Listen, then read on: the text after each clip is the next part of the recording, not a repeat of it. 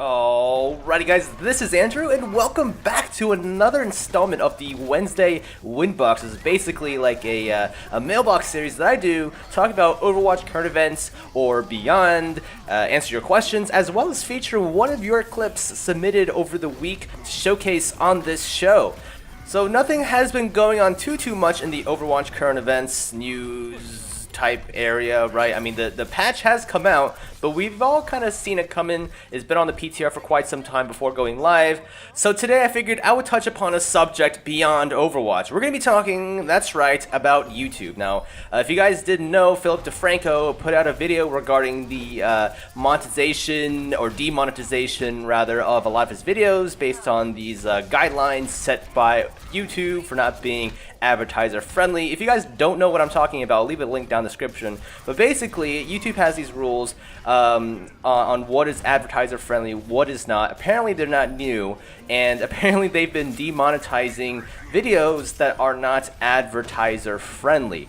To my sort of brief understanding, you know, they've been demonetizing videos anyways for the longest time now. It's just now they're, all that's really changed, according to YouTube, is that they're notifying people and making sure people know that their videos are being demonetized. And I also would like to point out that it seems like the perception is that YouTube is now enforcing this way harder than they've done before. You know, they've been demonetizing more videos all of a sudden this past week from bigger content creators, and people are freaking out as a result of this. Now, this topic isn't nearly as simple as it would seem. I did a considerable amount of research on it. I picked up a few, different ideas on why this could be happening, how this could affect YouTube, that I don't see a lot of other people mentioning, so I figured I would do a video on it on my take. Now, before I get started though, I want to mention that I do not consider this censorship in the pure technical meaning of the word, right? No one's getting killed, no one's getting arrested or thrown in prison or put in front of a firing squad for putting out certain types of videos, right? And YouTube is a company, a privately owned company that can do kind of whatever it wants, right? At least on its platform. Some people are saying, it's anti-free speech or whatnot, this shouldn't be legal, but the thing is again, YouTube is a company, it's not the government, right? So the free speech thing doesn't exactly apply here. Now, just because YouTube has the right to do this, does it actually mean that it is, right for YouTube to do this? Especially the way they're handling it. It's so vague. Those terms are just so vague. It's like a blanket. Anything could happen. It really kind of fucks with a lot of creators. Like controversial topics, things like that. Like, that's just so freaking vague. So it kind of almost reminds me of the time when Nintendo, I think a couple years ago, started flagging and claiming videos that had any sort of Nintendo game on it. And what happened was a lot of content creators got turned off from covering Nintendo games. It kind of backfired in a lot of ways. But why is YouTube doing this? Why are they enforcing these rules? Why are they kind of, acquiescing to advertisers and not just saying, fuck you, right? Well, let's establish a few things. There's a lot of brands out there that are very, very cautious about brand safety, right? They want to make sure a video is quote-unquote brand safe. They want to make sure that the videos that their pre-rolls on for their products are not on videos that would reflect badly or not be with brand values or conflict with anything regarding the brand in any way. And I'm saying this so vaguely because it could be anything. It could be literally anything. Matter of fact, there's a whole industry behind this, right? There's companies out there that are designed to basically help advertisers make sure that their campaigns are pretty much advertiser friendly. So if they decide to market their stuff onto a website or YouTube, or this example, I guess YouTube, right? YouTube videos, they want to make sure everything is vetted out and made sure that it's brand safe, making sure the ads are placed appropriately, making sure that the impressions that they get from the ads count, they're actually meaningful impressions from potential buyers, all that good stuff.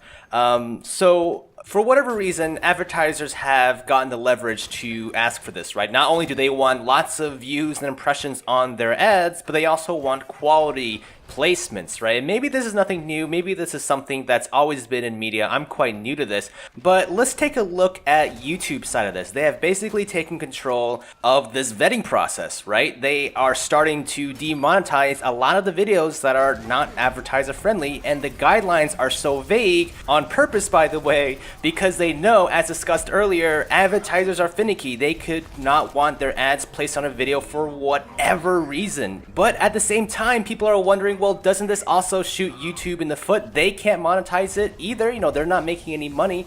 I mean, especially with those broad guidelines, right? A lot of videos are going to be out for non-monetization. But I started thinking, right, if I was YouTube, like, as a business, you're supposed to make money. That's the point of a business.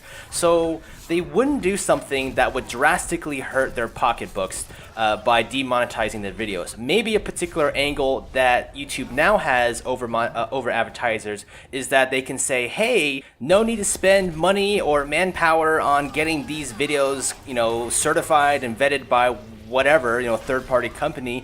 We already have done the work, you know, we have these and they've passed all of our inspections, or our bots have cleaned out the non-advertiser friendly stuff. We now have more leverage to play with. You know, we could charge, I don't know, premium for this quote-unquote good, you know, advertiser friendly, good impression type videos. And perhaps with a smaller inventory as far as like ad space and eligible videos for ad revenue, YouTube can still make the same amounts or maybe even more back, you know. And again, I don't work for YouTube. I don't even think I know anyone from YouTube. This is just kind of all guesswork. And I'm not trying to shame YouTube, right? I mean, it's their business. A business is supposed to make money. That's sort of the point. They are free to run it however they want. And I love YouTube. I love the platform. This is just kind of my sort of guesswork here on why they would do this, or at least why I would do this. And this all leads towards my proposed solution, right? If they have the framework to vet out videos, to flag them as not advertiser friendly, then why don't they have the technology to also say, hey, advertisers, here is the list of all the videos that are not advertiser friendly that we flagged. Do you want in on these advertising spots, right? We can charge them, I don't know, a discounted rate or whatever. Because I know that not all brands give a shit about, you know, certain videos that are not advertiser friendly. So by opening up this sort of second pool of saying, hey, we have these videos that may be questionable, that's sort of like a win-win for everyone, right? Content creators get paid to some degree. They don't have to worry about not being able to monetize their videos. Brands who don't really care too much about foul language or whatever, sexual humor, they can still get that ad spot, and YouTube can still make some money off monetization. I think this would be the perfect solution. Who knows, maybe the technology just hasn't caught up yet, right? I mean, this is all seemingly pretty new stuff, so it looks like YouTube is just erring on the side of caution at this point. But anyways, that is just my sort of 2 cents on this whole situation. Obviously, I did not cover every single facet of what's going on, right? I'm focusing more on why I think YouTube is making this move as far as demonetizing videos. And if you guys have any other points that maybe I didn't talk about, feel free to let me know down in the comments. I on purpose did not address every single facet of this topic because this video will go on for like 20 minutes and we still have to go over the win of the week. And I actually have a couple of videos here, right? I got a couple of good old videos just to kind of reward you guys for sitting through all of this. Now, the very first clip is coming in from Sergeant Skills, and as you guys can see, he is on the attack on Eichenwald, sneaking past the entire enemy team with, I think that's a Widowmaker ult or a Sonic Arrow, comes across a hostile Ana, takes her out. I would have panicked, to be honest. And he is solo backcapping here, guys. The entire enemy team is totally distracted with the front lines. Now, as you guys can see on the kill feed, the enemy team has already killed his team. So he's kind of relatively alone here. He takes out this Reinhardt, who is alone, but then the reinforcements come in with a Lucio. Lucio comes in, gets headshotted. They kind of come in one by one, which is hilarious. Riptire comes in, gets taken out.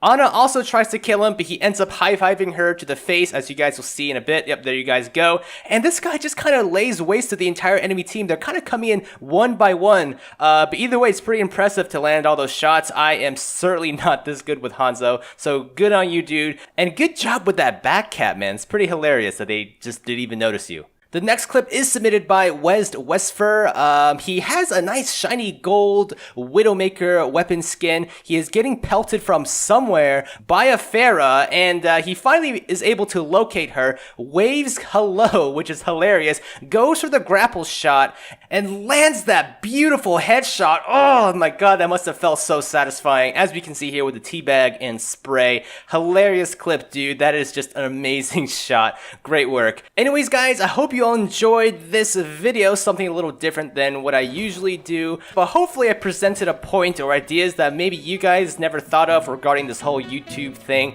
And if you guys have any additional points that we should talk about or bring up, let me know down in the comments section. And until next time, guys, I'll see you around. Damn, son.